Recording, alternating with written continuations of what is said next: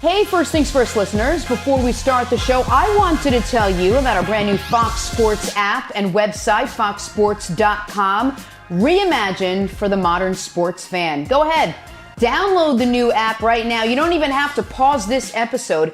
Every day on the new app and website, you'll see the top stories in sports, plus a rich world of written content, videos, social media, and analytics to give you a 360-degree view of the most important stories of the day. Streaming live TV has never been so easy or elegant.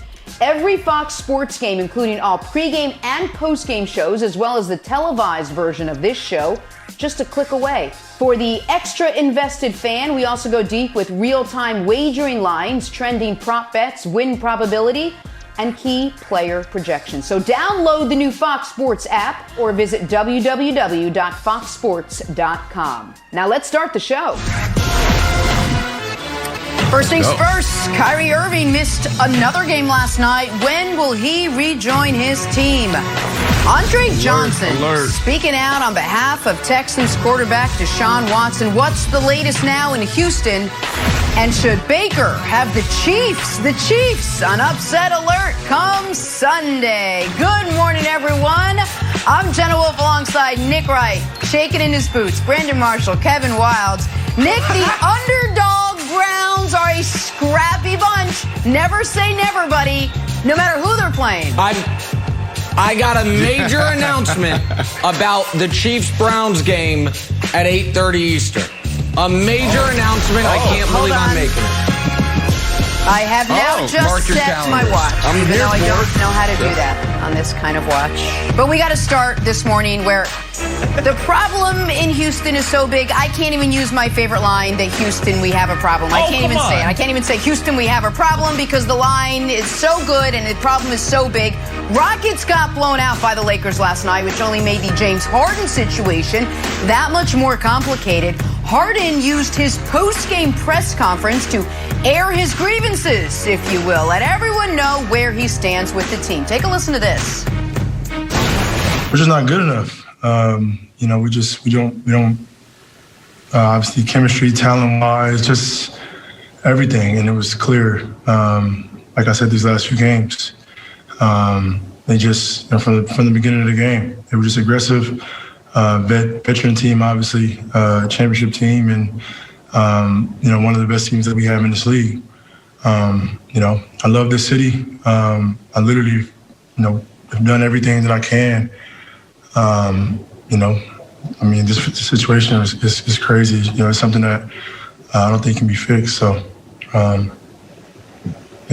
thanks.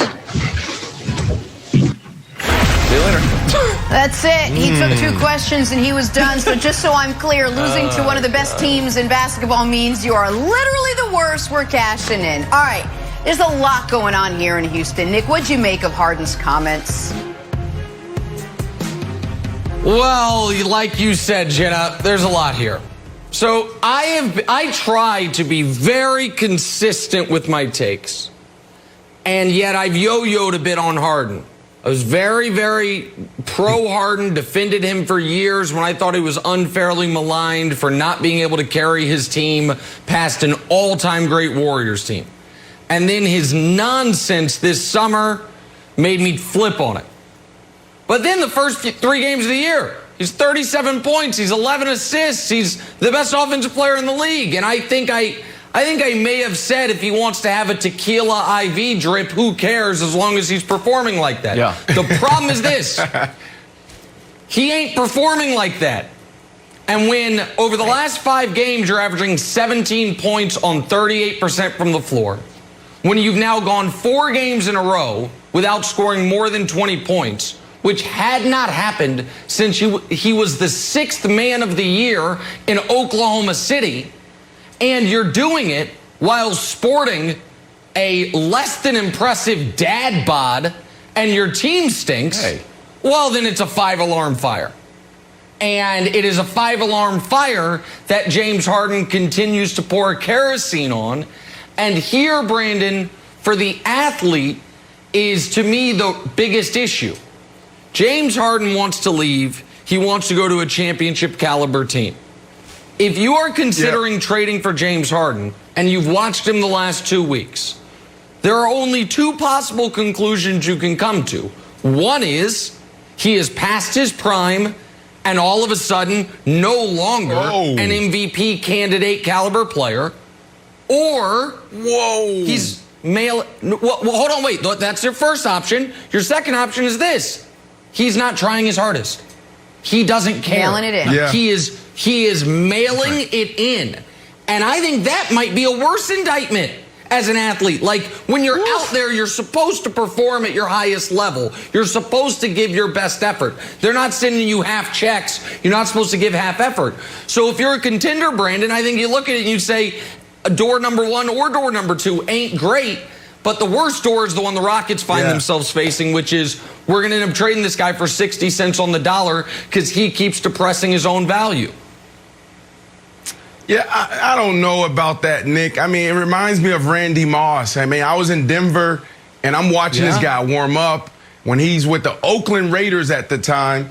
And I'm like, why is this guy not going over 1,000 yards and just dominating? This is Randy Moss. He gets traded to New England, and all of a sudden, he's the greatest wide receiver again. So that's what this reminds me of, is a player who's uncomfortable, and when he gets to his new situation, he will be the old James Harden. So I don't think it's him mailing it in. I don't think it's him past his prime. Definitely not past his prime. And then they go back to the question. I have nothing against what he said. Right? Because he's right. James Harden is right. They're not good enough. Now, are they better than 3-6? Absolutely. But this comes down to them winning the championship, and it's been that for James Harden. He looked around, he looked at the organization, he looked at the roster and said, we're not good enough to beat LeBron James and the Lakers. So it's time for me to move on. But the problem is this, Wilds. When you say that, now you got to go into the locker room, and you got to look at guys who you see more than you see your family, and you guys are connected at the hip, and you got to address the elephant in the room. Boogie Cousins doesn't think he's done. John Wall doesn't think he's done. P.J. Tucker definitely doesn't think he's done. That's a guy who's pissed off every single day. And then you look at Eric Gordon. Yep. He doesn't think he's done. They think they have everything they need because they got you. So now it gets really uncomfortable. And we said this before the year. How uncomfortable are you really willing to get Houston Rockets? Because now you have to address the elephant in that locker room. Yeah, I like you said it was going to get ugly, and Houston said they're willing to get uncomfortable, and James Harden's like, you're going to get uncomfortable? Re-raise, because now I'm not trying. This is the old, you know what this is right here? This is the old, I'm not trying. And Nick, you talked about points. Look at the free throw attempts. He's not going to the basket, so that to me is the biggest indication of not playing aggressive. We know the guy loves going to the free throw line, loves it, talks trash to the crowd, does his little grab your arm move. So the fact that he's not going to the line is a problem. But Nick, Brandon's right. They're not good enough. And I've gone a whole 180 on this. James Harden told you to trade him, and you're like, nah, we're going to get uncomfortable. We want to see what we can get. We want to get another pick out of the deal. Like, guys, I told you to trade me. Now it's on you. Because in the uncomfortable Olympics, I'm going to win the gold medal because you guys are just sitting there. So I think this gets worse and worse. Next up on the horizon, Nick, you know what? My ankle's a little sore. You know what? My abdomen. That's right. I might have an undiagnosable strain. Houston, the organization does not have the upper hand. Make the deal. Call Danny Ainge. Call Pat Riley. Get it done for the sake of John Wall and Boogie Cousins, and just giving Raphael Stone and Silas a fresh start. That's right. Well, and Wilds, you're talking about injuries that, might not necessarily be actual injuries. I would imagine, and Brandon could speak to this better than me when we talk about it later, but I would imagine he's on the cusp of a major back issue, carrying around all that weight on the front side of his body he's not used to carrying. That can't be good for your upper dorsal and all that. I just imagine it's not good for him. Wilds, I'm going to tell you the name, though, that you didn't say. Here's who Raphael Stone needs to call. Worldwide West. RJ Barrett. Julius Let's go! The Mavs Let's pick. go! 2 Knicks picks. The Knicks will be in the playoffs. Harden will be able to hang out at One Oak once the pandemic's over, maybe even before. He wants to win a championship. Brandon, I don't know if that's true. He doesn't want to be there. Great take. I don't like Let's the go. precedent we're setting. You don't want to play, you're out. I don't like it. We're moving on. Deshaun Watson actually was in attendance at last night's Rockets game. Well, he joined James Harden on a flight out of Houston. Talking about his future next. First things first. What's wrong, Nick? Jenna's going to be able to use Houston has a problem. What's up, First Thing First listeners? It's your boy Shay Sharp, co-host of FS1's Undisputed. I wanted to tell you about my new podcast, Club Shay Shay, where we always do something before two something. Each week, I sit down with a guest for a drink and conversation, and as host and proprietor of Club Shay Shay, I welcome in esteemed guests such as Snoop Dogg, Floyd Money Mayweather, LeVar Ball, Isaiah Thomas, just to mention a few. Whether I'm talking to an athlete, a musician, an actor, or a lifelong friend, Club Shay Shay is a place where people share inspiring and motivational stories about their journeys to prominence. The new episode drops every Monday on Apple Podcasts, Spotify, or wherever you get your podcasts. Subscribe to Club Shay Shay now and make sure you never miss a new episode. Now, back to First Things First. You know what? I'm actually going to talk about yet another problem in Houston. Like sand through the hourglass, so are Deshaun's days as a Texan. The superstar quarterback, who is already upset over not being consulted on the coaching and GM hires, has now been rumored to want out of Houston. Former Texans All-Pro receiver Andre Johnson weighed in with this. He said, "If I'm Deshaun Watson, I will stand my ground." The Texans organization is known for wasting players' careers. Since Jack Easterby has walked into the building, nothing good has happened. And for the organization, for some reason, someone can't seem to see what's going on. Pathetic. Former Texan DeAndre Hopkins followed that up with this. When Andre Johnson speaks, you listen. Andre posted this pic last night at the Lakers-Rockets game with Deshaun and captioned it, "Stand your ground." Listen, it's not getting better in Houston right now with the Texans. Brandon, what'd you make of Andre Johnson's comments? Yeah, a couple conversations here. When you think about Andre Johnson, you got to think about who he is and how respected he is. But I want to start on the football side. Look, if I'm Deshaun Watson, I'm looking at this organization, and I'm like, man, this is just not a great fit. You know, it just doesn't make sense how they're structured at the top. You look at the roster, you don't have a chance. You don't have any cap space. You know, I think you're in the negative. You don't have any draft capital, so you really can't bring anybody in to help you right away. You're not interviewing the guys that I like and the offenses that I think I fit in. So this is a problem. I remember being in Chicago and walking in the building in a January, February morning, and Jay Cutler's in the building. We just meet. I'm like, "What are you doing here, bro? You should be at home with the kids." He's like, "I just got out of a meeting with Bruce Arians. I just got out of a meeting with Coach Trustman. Like, they brought me in here. They want the organization, the McCaskies wanted me to be a part of the process." I said, "Wow, that's interesting. Did you ask to be a part of it?" He said, "No, they actually came to me." So when you think about this, this is a big deal. There was, man, you didn't interview Bieniemy. Why don't I have a seat at the table? So from a football perspective, it's just not working there. And then there's a bigger story out there, and it's uncomfortable. A lot of people don't want to talk about it.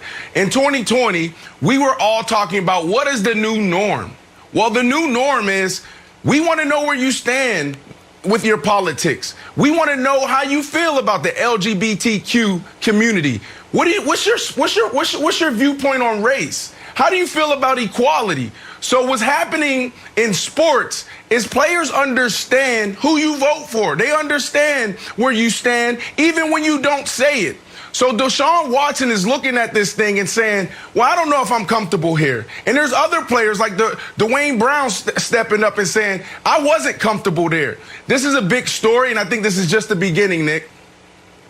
And Brandon, just to build off that point for a moment, the very wise man Slim Charles once said, "Even if it's a lie, we fight on the lie." So even if you are within the Texans organization, you think it's totally unfair and it's a misnomer that we're not on the right side of the racial issues America's dealing with, you are not helping yourself by continuing to empower Jack Easterby, a poor man's Tony Robbins, who, according to Sports Illustrated, and I want to get this quote exactly, in one of his first times addressing the team asked a group of majority black men to, quote, remember your youth playing ball with Ray Ray and Kiki in them. That is not something that you're going to recover from. And when that man says that and then only ascends higher in the power structure, and then according to Mike Florio and other reports, you hire a whole GM consulting firm to figure out who your next GM is.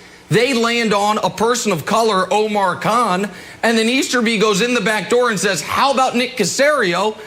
As a different wise man once said, that ain't great. And so if you're the Texans, what you have now is this. You have the greatest player in franchise history, J.J. Watt, who seems to be open to the possibility of leaving.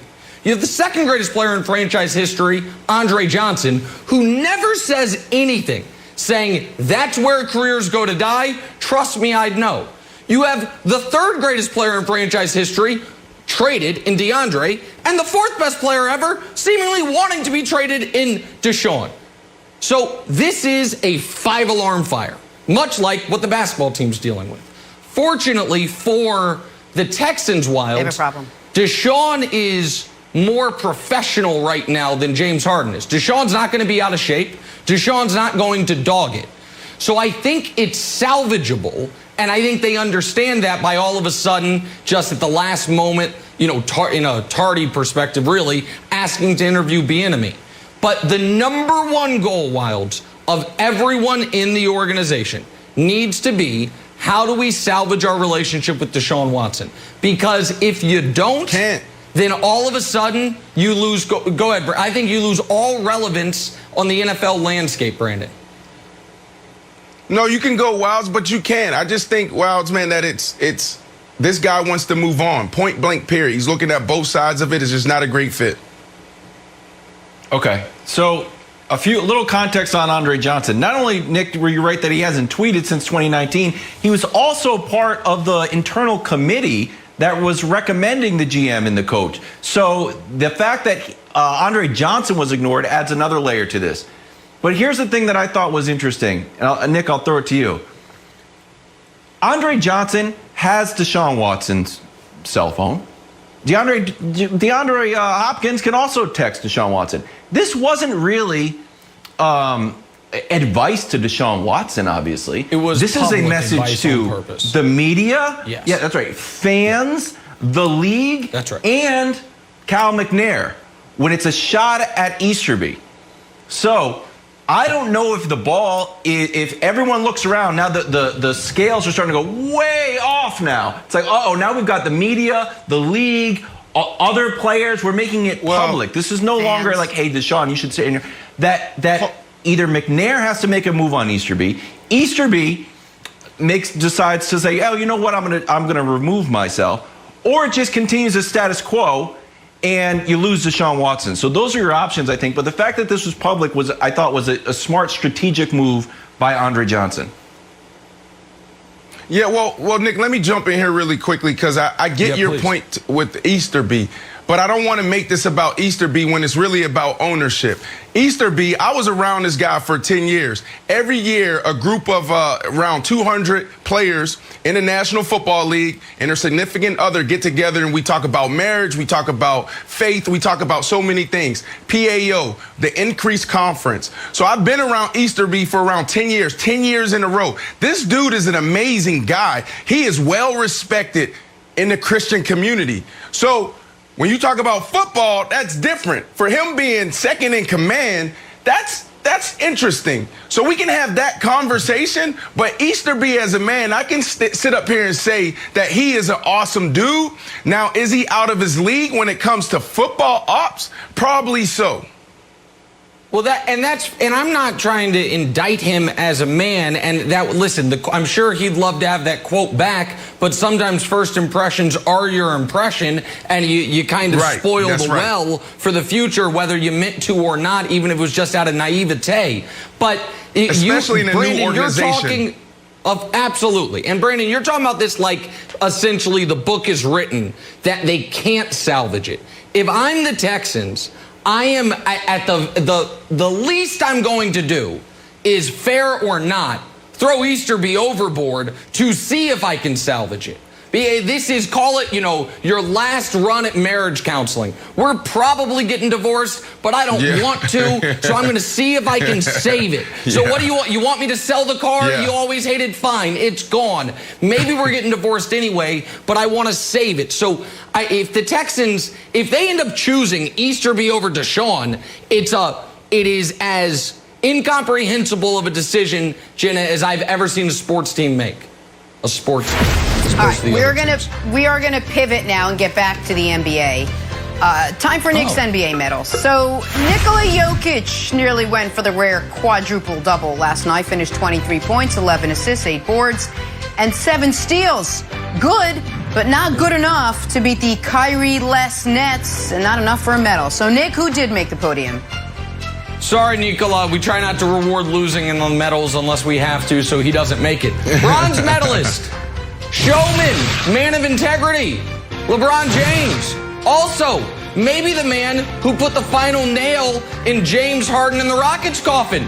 Is this the moment James Harden was like, you know what, I'm out of here. Like, you know what, I got to talk to the media. These guys are stunting on us like we're a JV team. I can't handle it. LeBron, 26, 8, and 5. That shot, the Steph Curry, bronze medalist. Silver medalist, Kevin Durant, exceptional. Kyrie who? Kyrie's hanging out, trying to, audition for the Sex and the City reboot. Meanwhile, KD's like, hey, how about I go 34, 9, and 13? What do you think of that? Kevin Durant, silver medalist, wearing gold medalist jerseys. Those jerseys, perfect. And the gold, Joel Embiid, my Eastern Conference pick, the Philadelphia 76ers. Just destroyed by COVID throughout the year. Joel Embiid says, don't worry about it. How about I go 45 and 16 in an overtime victory?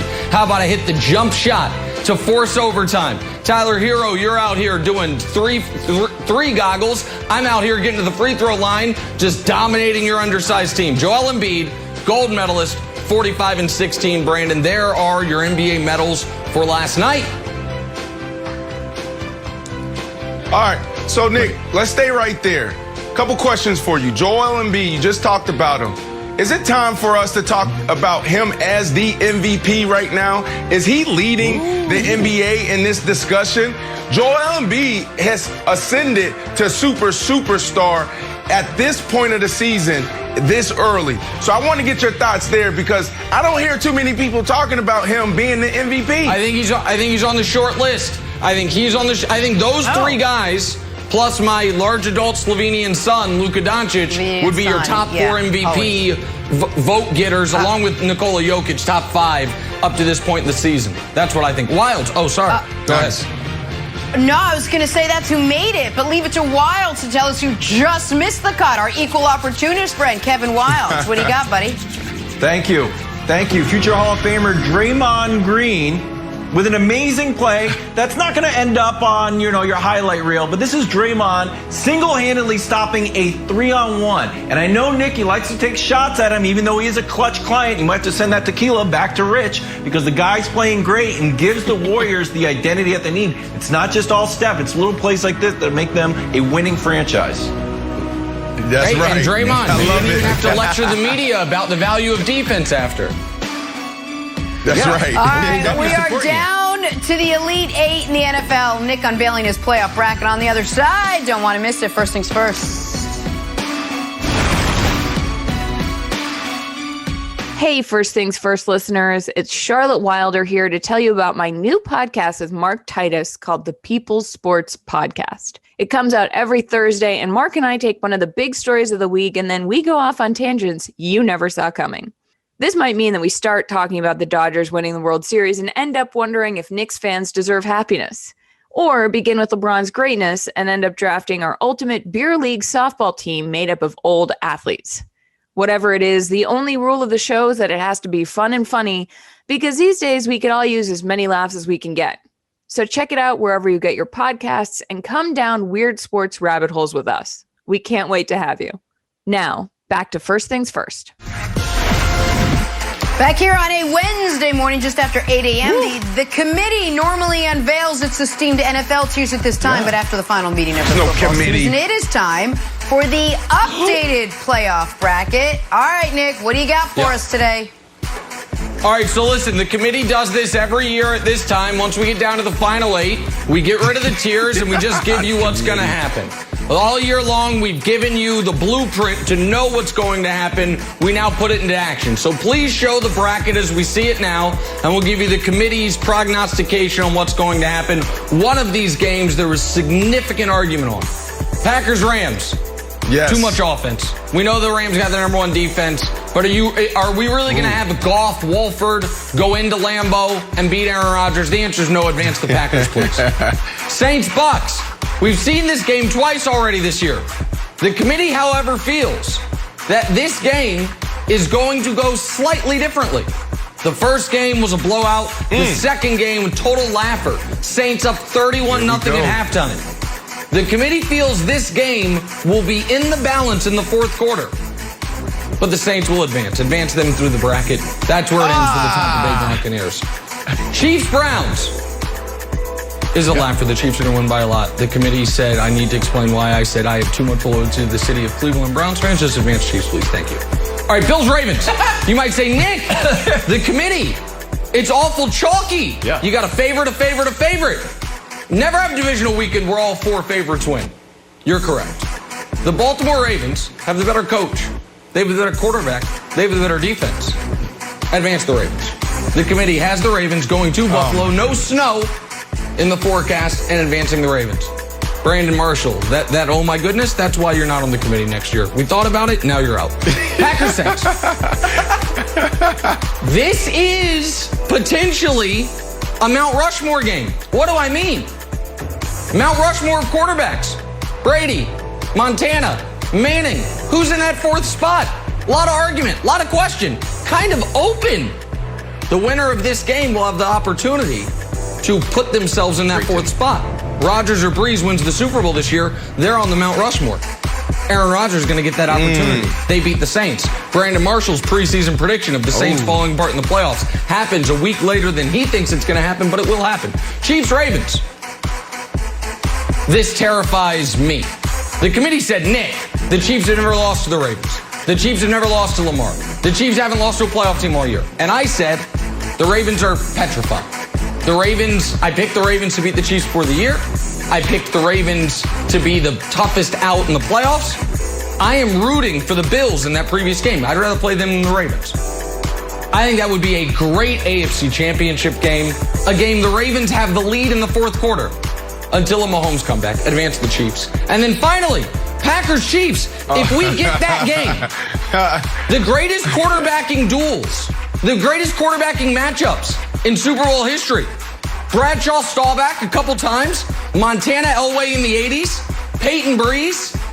This would be the greatest. Rodgers and Mahomes, the 2 most talented quarterbacks in the history of football, dueling it out. And? Both trying to get their 2nd Super Bowl.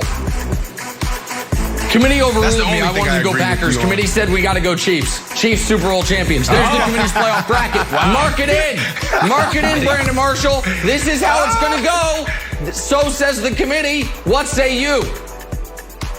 All right, first, can you just admit that there's no committee and it's literally just you? And let's throw that bracket back up. Leave the bracket up there. Nick, just admit that it's just you.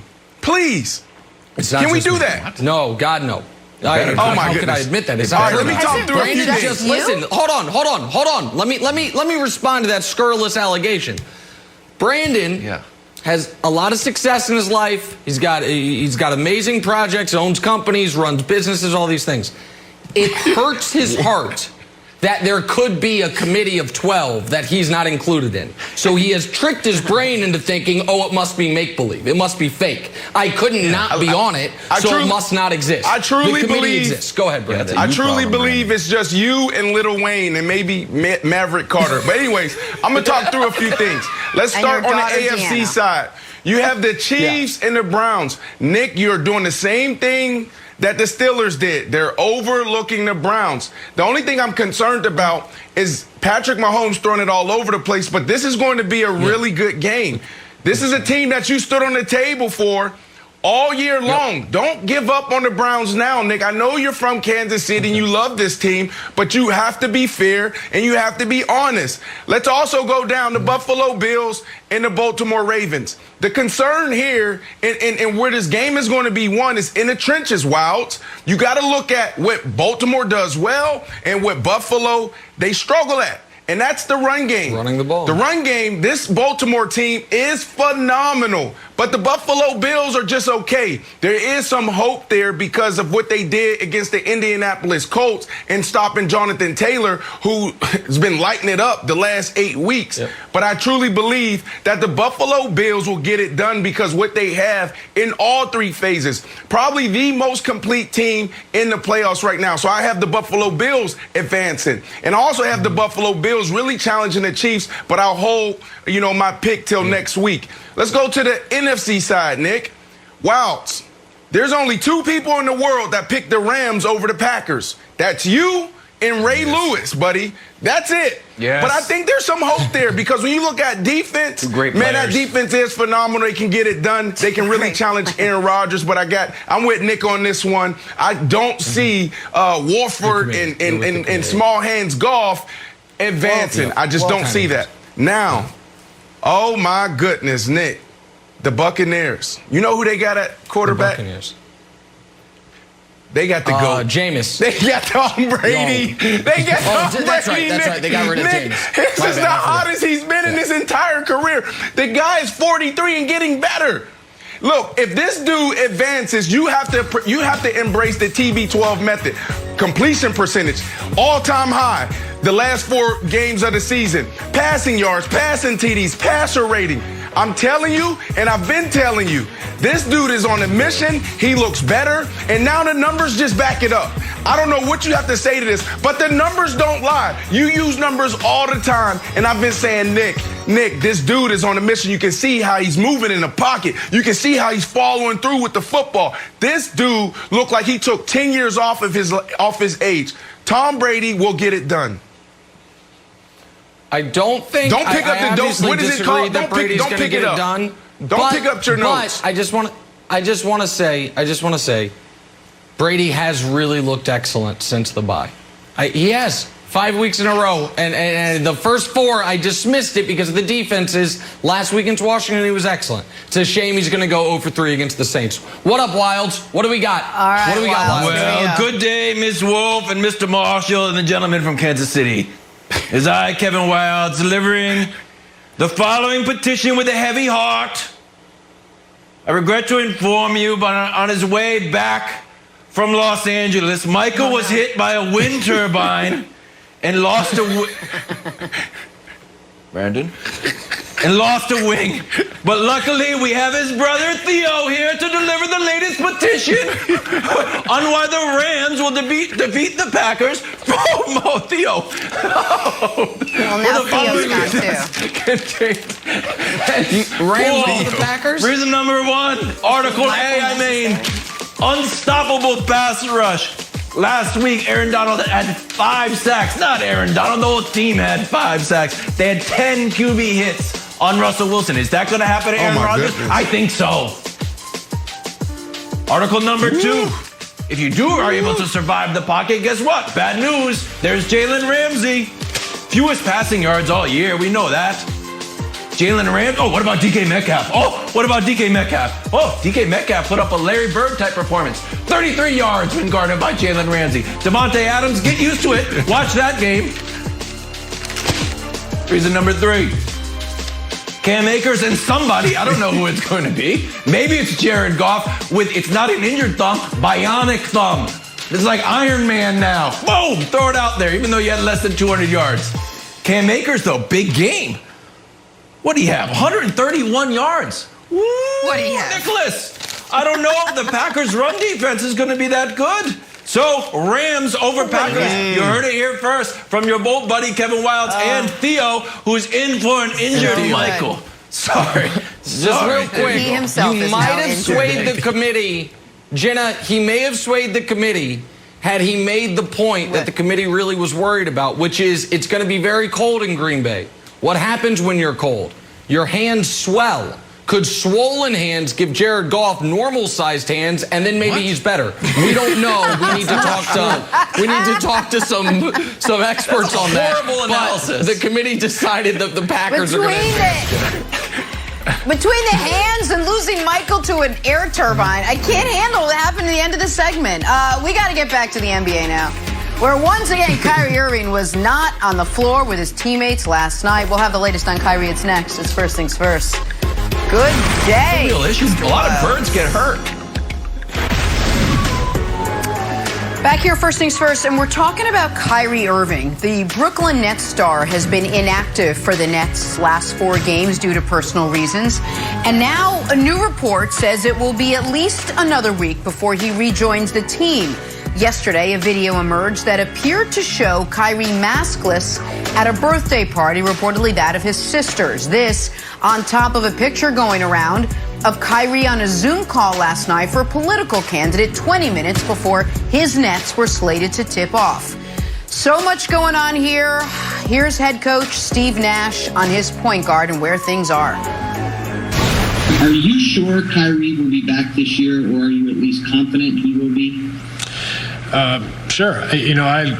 Like I said, right now, I got to focus on coaching this team and getting the best out of them. So I can't make any, predictions or prognostications about things that are outside of this building this evening. We got our hands full with the Nugs, and this is 5 games in 7 nights, and we're in a place where we're really just trying to put our foundations in still. So my hands are full there, and that's really where I got to focus. I don't know. If I was asked if Kyrie was coming back, my answer would be, of course, not sure. I was more comfortable with of course than a sure. But Chris Broussard is joining us now. Broussard, what did you make of the latest news surrounding Kyrie and what Nash had to say and all of it? Well, first, let me start with this caveat.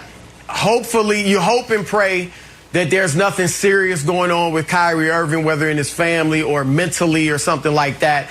From talking to various people about this situation, I don't think there's anything serious like that going on. I think everything is fine in that regard. But I just have to throw that out there. I'm going to say that a couple years ago, a few people around the league told me this, and it's pure speculation, but they said, don't be surprised, or I wouldn't be surprised, if one day Kyrie Irving just shocked everyone and walked away from basketball. Now, again, that's pure speculation on their part, but it's based on their knowledge of his personality and just, seeing his moves in the NBA. Then we have Kyrie last June, about 6 weeks before the teams went to the bubble, saying on a Zoom call with other players, I'm willing to give up everything for social justice reform. And then last night we have him on a Zoom call for the Democratic candidate for Manhattan's district attorney while the Nets are playing their game, or right before when he should have been at the Nets game. Kyrie Irving is acting like he does not want to be a professional basketball player. And I stress professional. Yep. There's a difference between professional basketball player and a basketball player. A professional basketball player plays when he doesn't want to at times. A pro basketball player is available, understands he has to go out and earn that paycheck. A pro basketball player or athlete plays through life circumstances and dramas.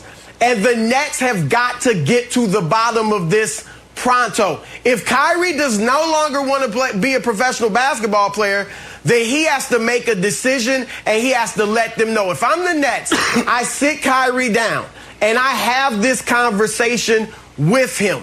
And I also tell him, you're not getting paid for the games you've missed already, and you won't be getting paid for the games you'll presumably miss, because I assume the league's going to put him under quarantine for COVID violations from that party. If Kyrie says he wants to play and he does want to be a pro basketball player, I accept that. And then as soon as I'm done talking with him, I pick up the phone and I start calling around the league to trade him. And I don't know who would take him at this point. But if the Houston Rockets would take him, I would trade him for James Harden yesterday. Of course. Ooh. No, listen, I'm so glad you approached this conversation the way you did with the caveat, because it's right. You know, there's a lot of rumblings around the league and on TV about mental health. And one of the challenges in the mental health community when we talk about breaking the stigma is that we always rush to that. If there's any type of behavioral issue, the first thing we say is it mental health related, or it has to be mental health related? It could be, but until Kyrie stands up and says, hey, this is what I'm dealing with, then we need to stay away from that, because we continue to play into the stigma. But that's a conversation to be had down the road if he stands up and says something. Here's what I would say. I 100% agree with you, Chris, on that take as far as him potentially walking away from the game, not like in the next couple years, but maybe even this year. Because what I've seen in his behavior and from my experience of being in the NFL in the locker room and seeing guys struggle and me struggle as well, I see a guy that has an identity conflict. Now, I don't want to say identity crisis because that's a little different. I'm talking about someone who's played ball all their lives, and now when you mature and grow, the things that you start believing in and the things that you want to do is counterculture to sports. I saw this in Martellus Bennett as a creator, struggle in the locker room, trying to conform to the NFL rules and just how we dress, our dress code. Martellus Bennett didn't want to dress in a suit. He wanted to express himself when we travel in his shoes and the way he dressed. I struggled 2015 at the peak of my career when I was an all-pro going for 1,500 yards, 14 touchdowns. Used to cry in the locker room when nobody was there because I couldn't understand, like, this is what I'm doing. How long am I going to do this? Just play sports when I could be talking about mental health and I could be helping so many other people. And I struggled with that. So when you look at Kyrie Irving and some of the things that he believes and the statements that he make and some of the things that he do, like donating or putting a fund together, $1.5 million to support the WNBA players who opted out, traveling to Africa, paying off 9 HBCU students to college tuition. Like, this is a dude who's thinking bigger than basketball. This is a dude who may be uncomfortable just playing ball. So, Chris, you're 100% right, and that you took the words out of my mouth. I wouldn't be shocked if we saw the end of Kyrie Irving, and even if it's just for a season. I think this guy needs to work through some things and figure out how he wants to proceed, like you said, as a professional basketball player. Well, that's all fair and good, and I understand and appreciate all that. But if he's not going to retire, I've got this wild, crazy 2021 opinion. Show up to work. Guys, we saw him in the video. There's a pandemic going on. He hasn't shown up to work in a week. You get at a regular job, you're just out for personal reasons, and you show up on the gram partying, forget maskless during a pandemic, you're in trouble. Kevin Durant is going to play tonight, the second night of a back-to-back. You're at Nash 5 games in 7 nights. You think that was part of their original plan in getting Durant healthy back from his Achilles, or they've been forced into it because Kyrie is hanging out with former Sex and the City stars talking about the Manhattan DA's race on Zoom? Like, I agree with everyone. If he is going through something far deeper than what it would appear by, just going to a club in West Orange to celebrate his sister's birthday instead of going to work, then I empathize with him. But if he is just right now not showing up to work because, you know what, there's other things that interest me more, then give the money back. Like, team sports, tell me if I'm wrong here, Brandon. The most important thing is, can I rely on the guy next to me? Do I trust my brothers are going to be there with me in the biggest spots? Kevin Durant went out on a limb for Kyrie. Kevin Durant could have gone anywhere and teamed with anybody. He picked Kyrie. And Kyrie, 2 weeks into the partnership, is taking a leave of absence? It's ridiculous. Yep.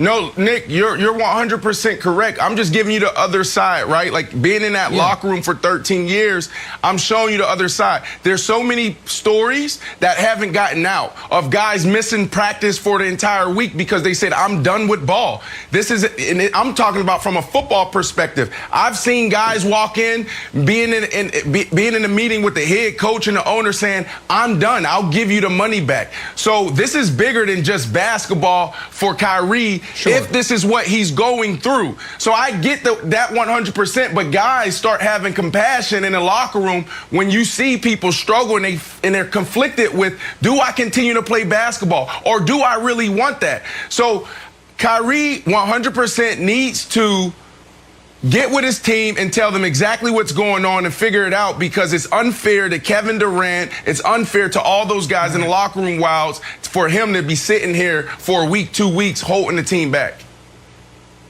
Yeah. Broussard, do you think any part of this is a communication vacuum?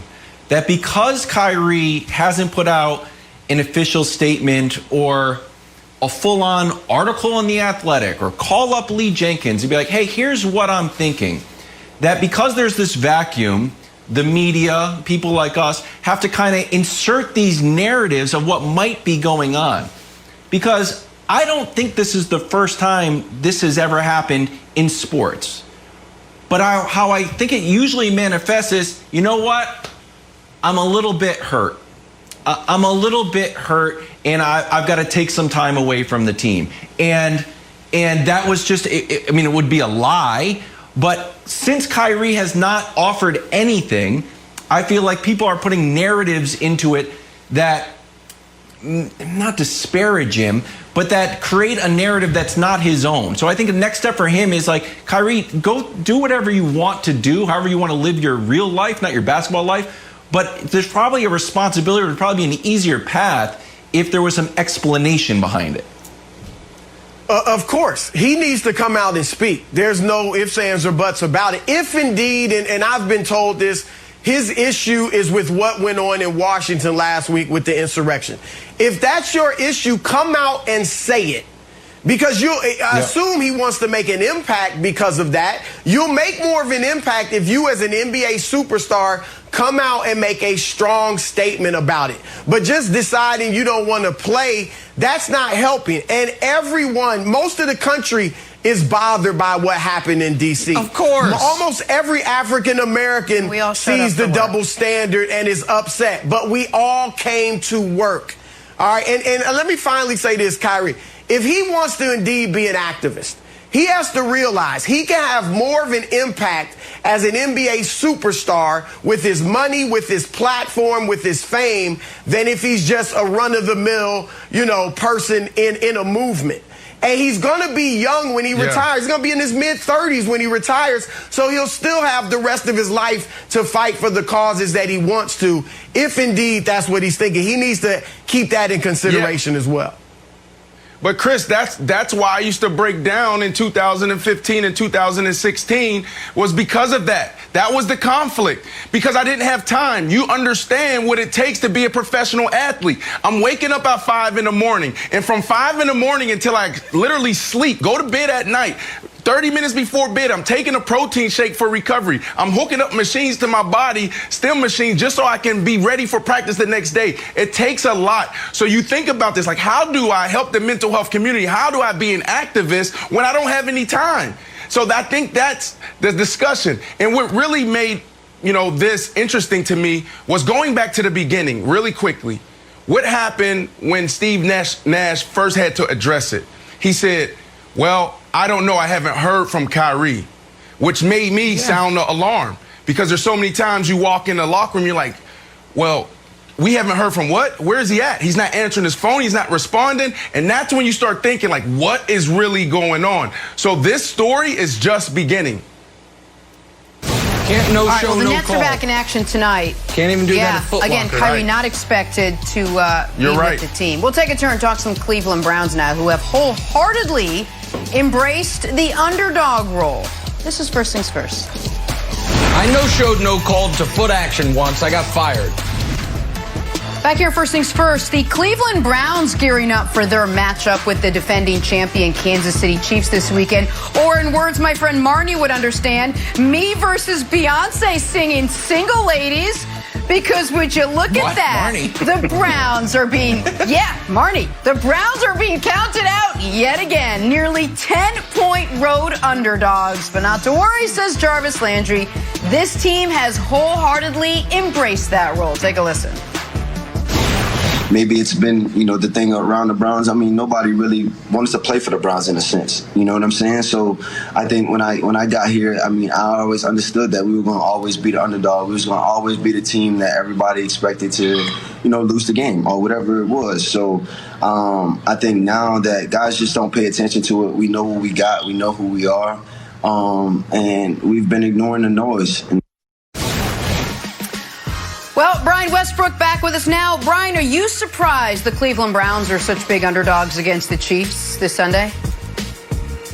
Well, Jenna, to be honest with you, I'm not surprised at all. We all know who they're going up against. They're going up against one of the best quarterbacks, the second best quarterback in the NFL right now, a Super Bowl team, a Super Bowl winner from the last season, and they're well rested. We all understand that. So to me, I'm not surprised that the Browns are underdogs in this way. And I think what Jarvis Landry is saying is almost what Chase Claypool as well as Juju Smith-Schuster were saying the last couple of weeks, that the Browns have been the Browns. They haven't been to the playoffs since 2002. They haven't had a double-digit win season since 2007. So the expectation there for the Browns as well as their opponents is not very high. But listen, they're underdogs in this way because they're playing against the Kansas City Chiefs. But this is what I know. There is a path to victory for the Cleveland Browns, and there are three things that they have to do. Number one, they have to make the game dirty. It can't be a 7-on-7 game for Patrick Mahomes. He has to be able to move around. You have to get him off his spot. You have to mix your blitz up. You have to play a little bit man-to-man. You also have to rush 3 and drop 8. If you can do that, hopefully you can confuse Patrick Mahomes a little bit to make him work just in things like that. The second thing, that every possession you have to get at least 2 first downs. And the reason I say that is because when you get 2 first downs, let's say you started the 20 or the 25, now you get the ball around the 40, 45, and now you can play the field position game. If you don't get any first downs, now you're playing from the inside the 20, and the Chiefs will have to go only 60 yards to score, right? You don't want to do that because they're too good offensively to do that. So if you get those 2 first downs, now you move the ball to around the 40 or so, and then you can kick the ball deep into the Chiefs' territory and force them to have to go 80, 85 yards every single possession. That gives you a little bit of an advantage on the defensive side. And last but not least, you need touchdowns versus field goals. And this actually goes back to the point before about as far as moving the ball and getting the 2 first downs. You're going to have to score touchdowns to beat this football team. You're not going to be able to go field goal in order to beat the Chiefs. We know that they can score points in a hurry. But here's the other part, Brandon, and I think this is just as important. If you get those 2 first downs, I may not punt in this game. If I'm around the 50-yard line, I'm not going to be in a situation where I'm comfortable punting the ball to Patrick Mahomes in that offense. I'm going for it in almost every 4th down, especially if it's short, 4th, and manageable, or I'm not backed up in my own territory.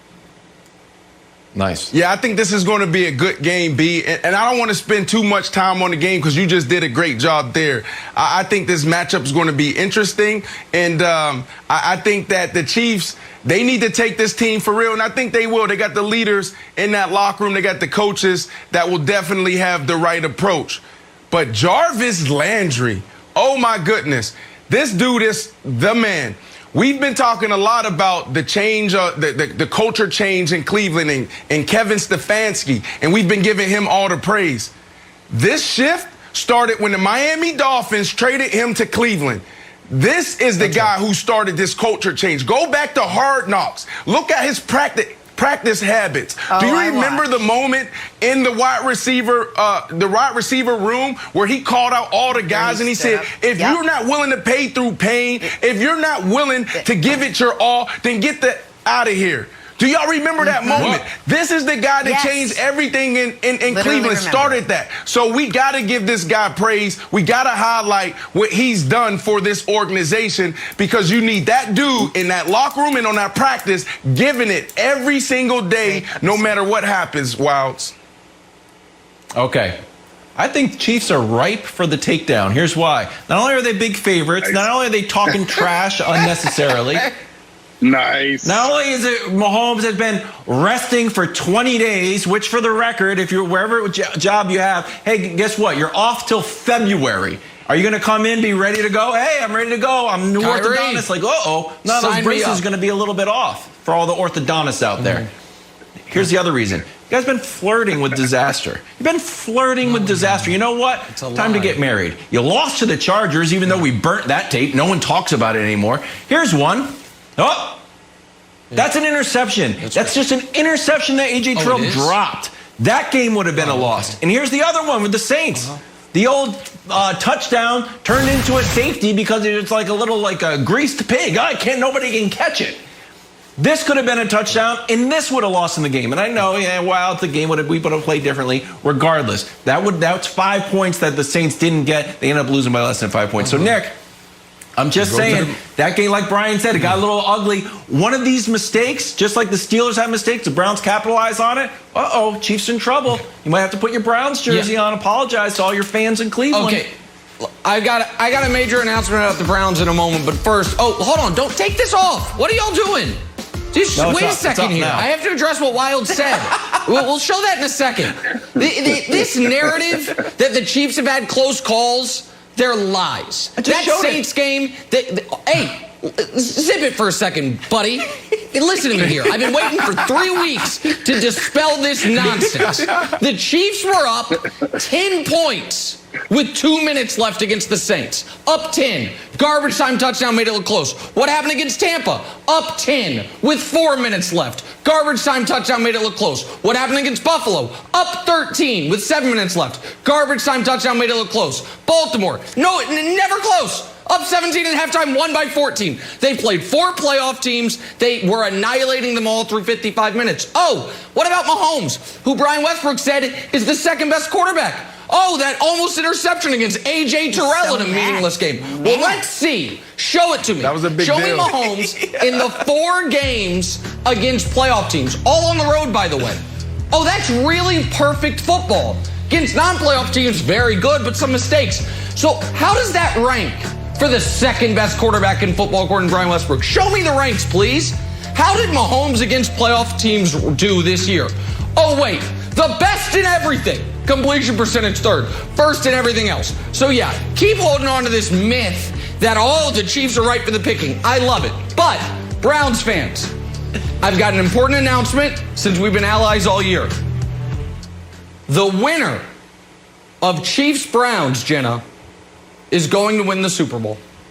So Browns fans, I've got your back. Wow. The winner of Chiefs-Browns is going to win the Super Bowl. What? What are you shaking your head about? Mark it down. Anybody that wants to bet the other side, I'll take that bet right now. The winner of Chiefs-Browns winning the Super Bowl. Brian Westbrook, we can bet one of your horses. All morning for that announcement. We got to shift our focus back to the NBA. Has the James Harden book reached its final chapter in Houston? First things first. Repeat yourself. And made herself laugh. Saturday on Fox. We're having a good time here. The Rams taking on the Packers. Coverage begins 2:30 Eastern. Then on Sunday, Tom Brady and the Bucs squaring off with Drew Brees and the Saints at 6 Eastern. NFL Divisional Playoffs presented by TurboTax live on Fox and the Fox Sports app. All right, back here talking about the Cleveland Browns now. They're gearing up for their matchup with the defending champion Kansas City Chiefs on Sunday. The Browns are being counted out yet again, nearly 10-point road underdogs.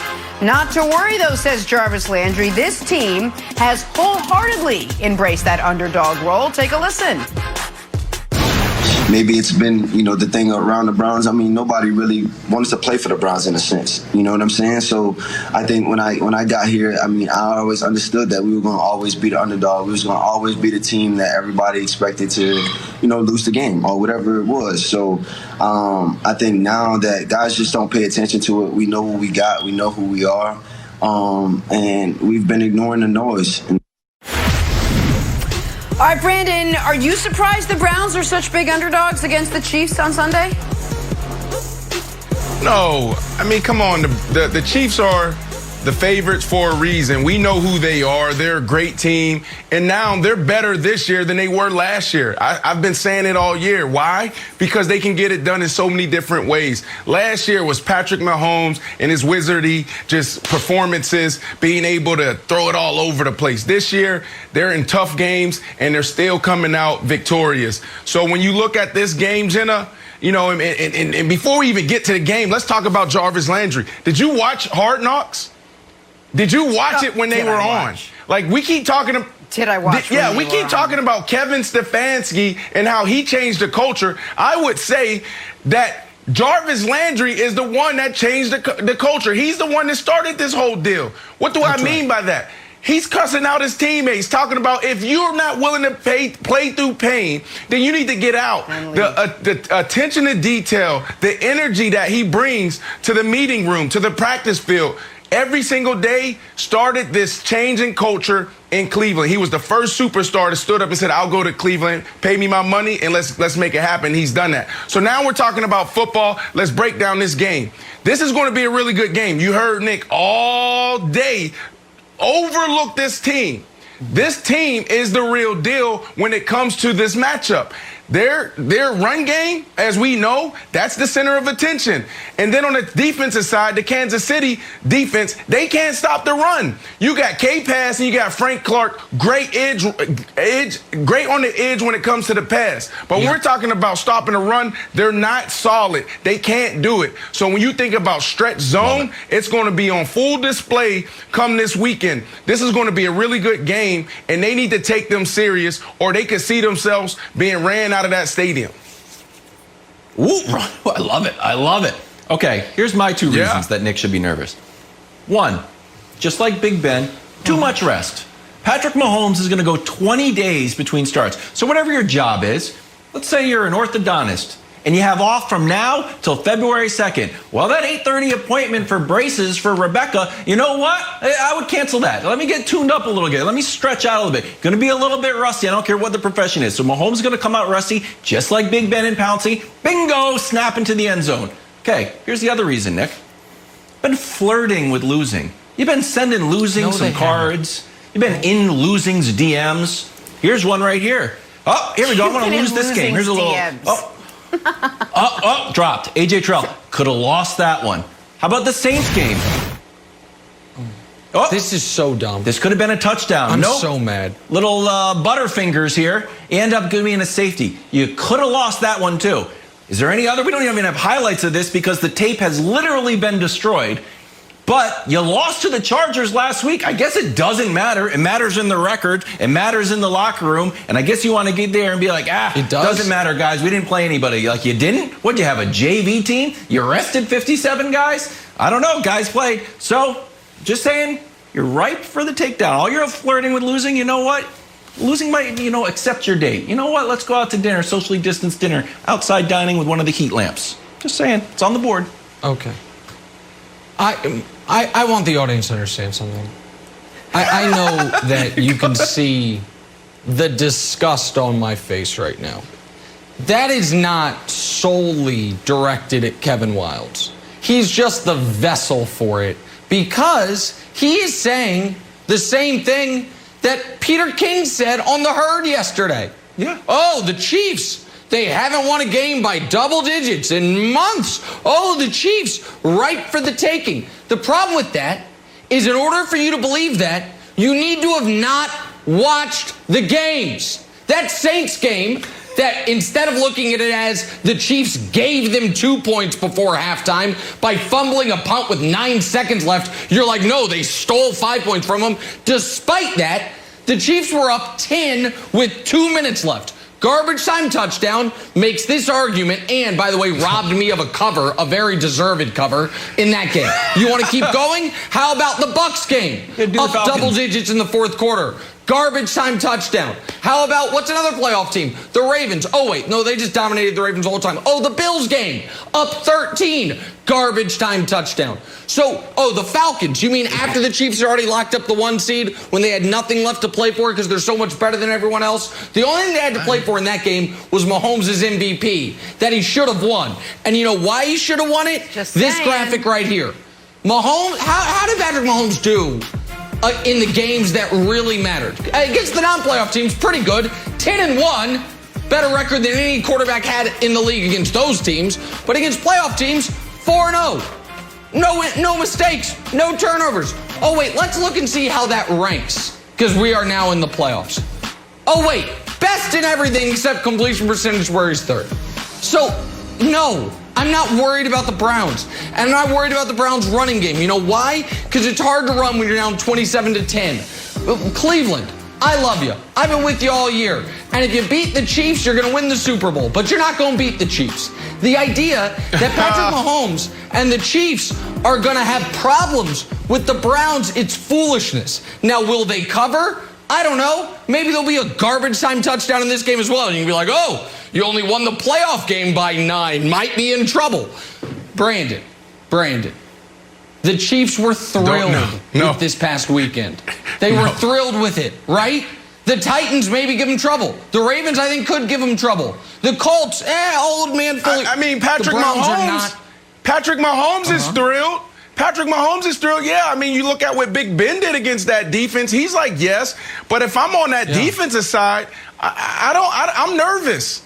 I'm being honest. I'm extremely nervous because when you can play ball control offense and you can really control the clock, you have a chance to win the game. And then also, if you make it a game where Baker Mayfield has to throw the ball, right, to win, there's a good chance he can do that, right? Like, I've been crushing him all year, but then in the biggest moments, outside of one play throwing the interception, he stood up. He's put up 38 points, 40-something points. He's done a phenomenal job. I think you guys need to be concerned here, man, because this team, I mean, you guys are favorite. The Chiefs are excellent, but the last 6 games or so, you can't say that the Chiefs are playing excellent football. Now, you can, just because you believe it, Nick, and you want to paint a picture. New Orleans and Tampa. We went to New Orleans, to Tampa in the last 6 weeks and beat them.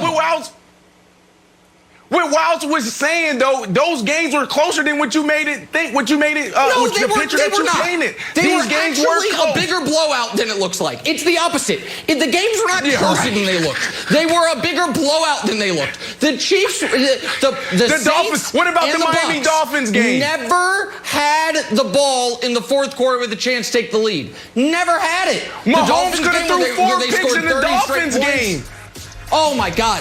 Folks, wow, I love your point. The orthodontist example. Browns may have a point. It's a lot of rest. We got to go. Undisputed too much rest, continues too the healthy, conversation too good. It's going to be a good game. You guys insane people.